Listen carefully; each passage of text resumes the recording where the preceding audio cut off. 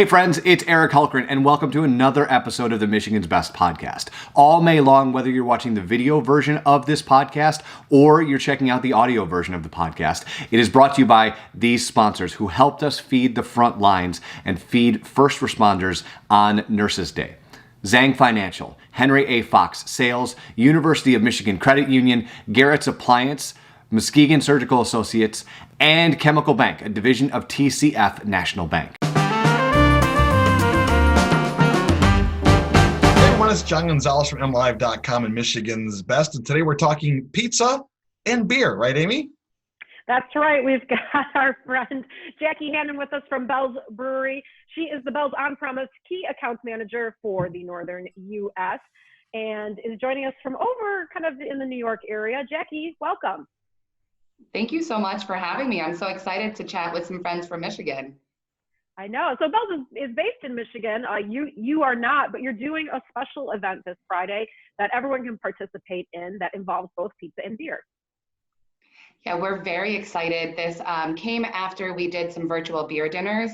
You know, the thing about beer is that we all love that it brings us together, right? And we celebrate together, and we're used to being out, you know, with our friends in the backyard or at a bar. And this is a way for the entire nation to get together and hang out and have some pizza and beer on a Friday night. It is the the National Pizza Party Day, right? Is Friday, May 15th. And Bell's is celebrating in a big way. It's a Pizza Palooza. Yes. Because why have a party when you can have a palooza? I agree. Now, Jacki, did you come up with this idea for Bell's? Yeah, so it actually was kind of fun. We were doing a beer podcast with a woman named Sarah Jane from Beer Me, and we had been talking with some local breweries about doing different pizza pairings. I said, what about 4 pizzas in 1 pie? Well, forget it. From there, if you can get 4 pizzas in 1 pie and pair each of them with beer, that's like a great Friday night in a pandemic, not in a pandemic. You're right there, Jacki. So this is going to be held virtually through Bell's. Is it on the Facebook page? Okay, so people can tune in and then see what's happening with your 4 pairings. Yes, so we are fortunate that we have sales force across the entire country and all of these amazing pizza partners across the entire country as well. So everyone is doing different versions of the pizza. We've given them what we think that pizza wheel could look like, and then people are putting their own personal spins on it, their styles of pizza on it. You could join us with one flavor in a beer, or you could join us with the whole pie in a beer on Facebook Live as well as YouTube Live. Oh, very cool. So give us a couple basic tips when you're pairing pizza with beer to think about.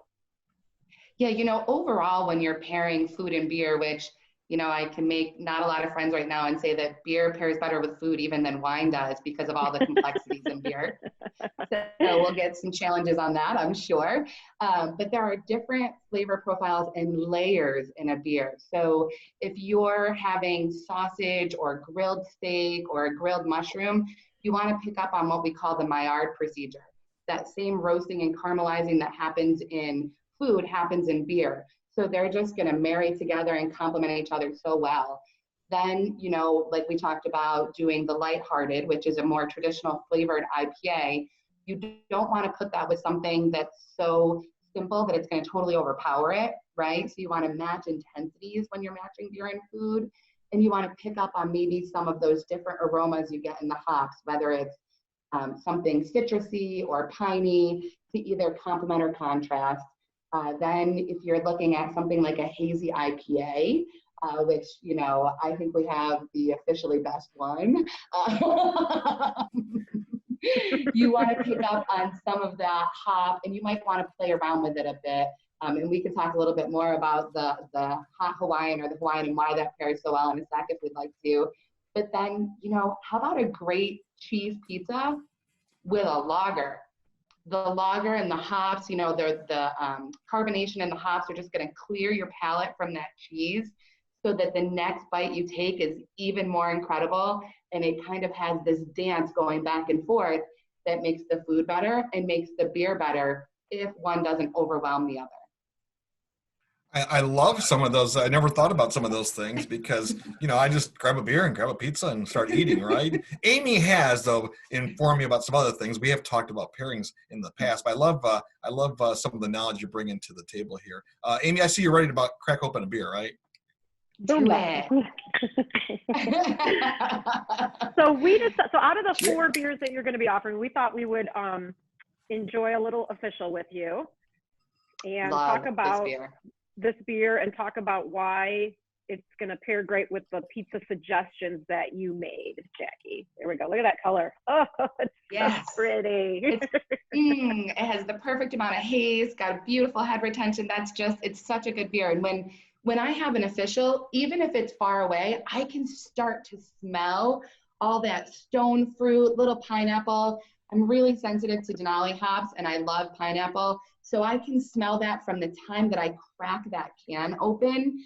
And then that haze just makes it delicious. And our hazy IPA does have enough bitterness at the end that it just cleanses your palate, right? So it's not like a juice bomb in your mouth. You get all that beautiful juice flavor, and then that bittering comes in at the end with the hops, the combination of hops, and makes it really nice. You're just ready for the next sip, right? After you take the first one. Like, oh, I'll have another. I see what you're doing there. That's a smart plan. But yeah, I love this beer when it first came out, and as you can see, Amy and I are drinking from our official glasses. I love that. Yeah. So tell us, you're gonna pair the hazy. What are the other 3 beers you're pairing on Friday night? We're pairing our Lighthearted, which is really exciting. That is an IPA that has all of the flavor of a traditional IPA. Obviously we are lucky enough to have the #1 IPA in the country 3 years running with Two Hearted. But as we're all talking about, sitting at home and maybe we're drinking a little more, eating a little more, and not getting out as much, Lighthearted is 110 calories, 3.7%, so you can drink it sessionably through the evening. And then our Lager of the Lakes. Lagers tend to get a bad rap, and really in the beer world, an amazing lager or pilsner can be how we judge a brewer. You can't hide anything in a lager or a pilsner. They're refreshing. They have this really great depth of flavor when you're paying attention. And then one of our classics, the porter. Porters have been known for a century or more, in Europe and here in the United States. It was some of the first kind of darker beers and IPAs, the first ones that came out. And we have the most excellent porter. It's got those chocolate and coffee notes. And again, the perfect balance of hops to clear, as well as the official. So 4 totally different beers for that night. I love it. So for the official, what is your pizza recommendation? Because John and I have some pizza here that we're ready to try. Hello, from our good friends at the Mitten. Hello. Ooh, I love it. So the pizza that we put with this one, we had a couple options. Hot Hawaiian is a pizza that I can get locally. So it's a Hawaiian pizza with some jalapeno peppers, and I'll talk about those in a sec. But the Hawaiian overall is going to be such a great pairing. Oh, look at that. So I fell in love with Hawaiian pizza back in the day when I went to Eastern Michigan University, and it had feta cheese and ham and pineapple and hot peppers on it. And it was very Michigan to me at the time, coming from upstate New York, and it was square, and I was super confused. And then I came back. I came back to Syracuse, and I've still not been able to duplicate it unless I'm back in Michigan. So I'm excited that I get to do that when I'm with Bells. But you've got the cheese and you've got ham on there. So that ham has salt. And think about what salt does when you add it to brownies. It brings out the sweetness. So salt is this beautiful mechanism that allows other flavors to stand out even more, and it brings out some of the citrus in the beer. So that's going to balance really nicely together. And then you've got that pineapple, which is just going to sing with the hops in the official beer, and that's complementing each other. Then when you're talking about spice and hops tend to exacerbate like capsaicin or heat in spicy foods. So it's going to dial that up a notch and make them more noticeable with those layers. And again, you take that sip of beer, it accentuates everything, then it clears your palate, and you go in, it makes the beer better, and it makes the pizza better. What do you think? Oh yeah, I like that. I agree with you. It's complimentary on one level as a pairing because you are mimicking that pineapple kind of taste in the beer, which I like. But then that contrast of the hops against the fattiness of the cheese, that's why pizza and beer is so popular together, because you're right. It totally cleanses your palate, gets you ready for the next bite. I mean, you could go through a gazillion officials with one slice of pizza if you wanted to. Okay. Yeah, Larry won't complain. And then really, when you think about pizza crust, it's, it's got the dough in it, and that's very similar to the malt profile. So again, you're complementing those flavors. So when you're doing a pairing, we say that you can either elevate the food and the beer, you can have a train wreck, and trust me, I've had them when I'm going through and pairing, I'm like, those are going to be fabulous together. And then I'm like, oh, that didn't work. That didn't work. But there's so many layers, we're not always pairing just a cheese pizza. So you think, oh, this goes great with cheese pizza. And then you throw pepper rings on there and ham and a different kind of cheese. And you're like, oh, well, I lost my beer. I can't really taste it with all of those other competing flavors. You have to pay attention to the layers of flavor going with the layers in the beer. Now, I'm really curious, What do you Jacki. think, John? I want to hear your thoughts on this pairing. Did you take a bite yet? No, I didn't take a bite of the pizza because this is the question that I have for Jacki. And again, thank you so much for joining us today and giving us a little sneak preview of tomorrow's virtual event on the Bell's Facebook page and on YouTube on the Bell's page as well. Do you advise people to eat the pizza first, then the beer, or the beer and then the pizza? Because I always get confused. It's like chicken or the egg. My inner beer geek.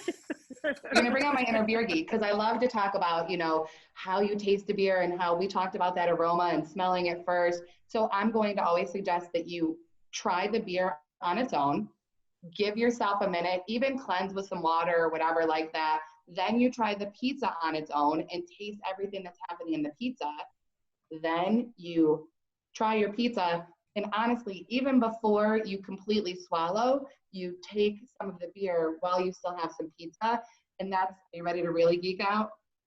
That's when you're going to get what we call a retronasal. So retronasal is what's happening in the back of your throat and all of those flavors melding together as you breathe out and as you swallow. So you're getting all these different things that interact together.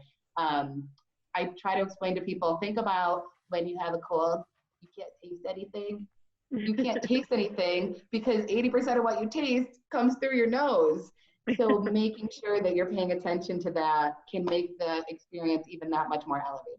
This is what I love about talking to experts like yourself and like Amy.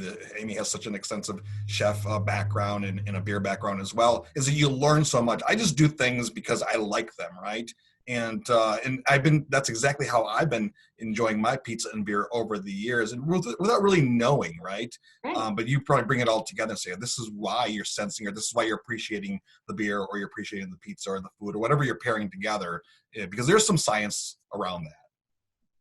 Absolutely. And, you can make these pizzas at home. We have some people making pizzas at home. We have some people ordering whatever their favorite pizza is and writing in and asking for suggestions. We've had some questions about vegetarian options. The beautiful part about this is that we can all get together in a time that's insane. We're all at home. And even if there are people that are out in other states that are open, those folks can take part in it there. So it's just this community, and we can all use community. And pizza brings people together, beer brings people together, and that's just Bell's way. It's a good way. Well, yes. If I may make a suggestion to everyone, if you are going to make your pizza at home tonight or tomorrow night for the Pizza Palooza, I suggest that you make your dough and you sub your water out with some Bell's beer. And like the Lager of the Lakes would be a perfect pick because it's very light. It's not going to have a lot of crazy flavor profiles that would interact with your toppings on your pizza, but it would create some awesome lift and give you some depth of flavor in your pizza dough. And it's an easy sub, just sub it in for the water and you'll be so happy you did. How's that for a tip, Jackie? There Now you go. I want to make my pizza. Well, folks, don't forget to tune in at 7 o'clock on Friday night, May 15th. It is the National Pizza Party Day. Bell's is celebrating along with other restaurants in other places around the country. So you want to make sure you tune in. And Jackie, are you going to be tasting through each beer and each pizza? I am, and I actually have 3 different pizzas that I'm doing. So there's a local wood-fired oven place that's awesome in Syracuse, and I'm doing some rucola and prosciutto and arugula, all these different fun things. They're very Italian-esque. And then I have this traditional pizza, and I have to laugh because the place that I'm getting it from in Baldwinsville, which is where I live, I grew up on that pizza sauce and that recipe.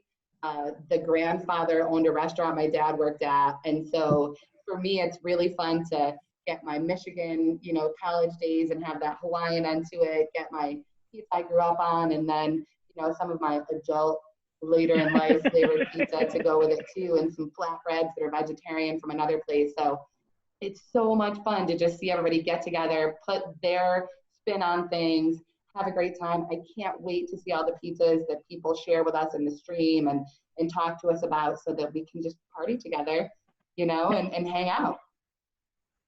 It sounds fantastic. Well, Jacki Hannon from Bell's Brewing, thank you so much for joining us and sharing your love of both pizza and beer. We will see you online on Friday, May 15th on the Bell's official page, right? Yes, thank you so much. It's been a pleasure. Cheers, my friends. Cheers. If you want to get more information, head to mlive.com.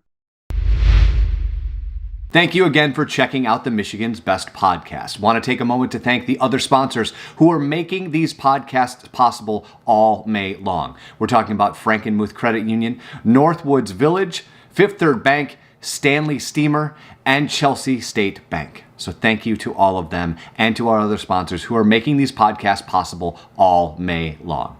Be well, friends.